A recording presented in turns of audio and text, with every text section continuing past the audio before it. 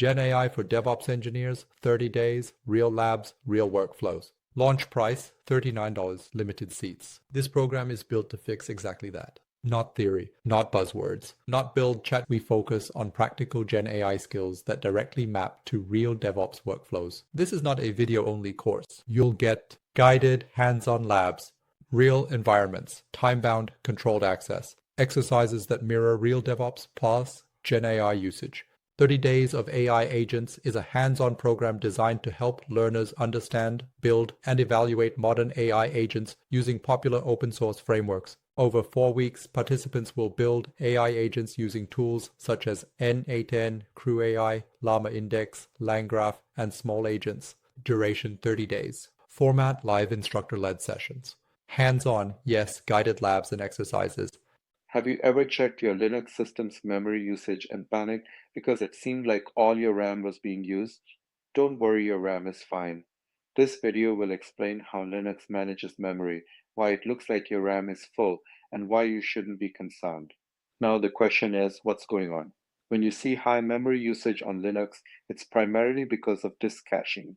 Linux uses available memory to cache disk operations, making the system faster and more efficient.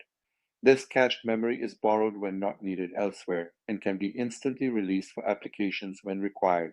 The next question is, why does Linux use disk cache?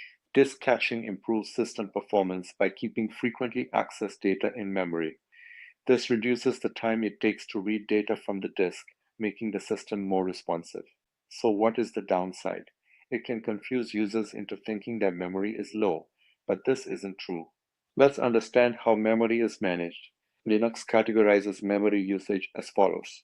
Used memory is the memory actively used by applications. Free memory is the one not used at all. Available memory is used by the disk cache but can be repurposed for applications instantly. When you need to understand your system's memory, focus on the available memory rather than free memory. Another confusing question is, do you need more swap? Probably not. Disk caching uses idle RAM and returns it to applications as needed. Swap is used when physical RAM is fully utilized.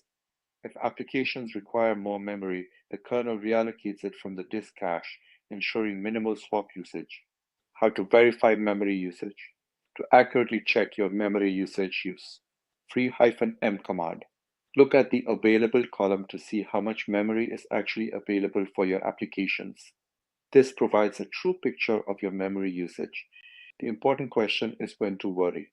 While disk caching is generally beneficial, there are signs of genuine low memory. Available memory is nearly zero. Increasing or fluctuating swap usage. The OOM killer is active, which can be checked with dmessage.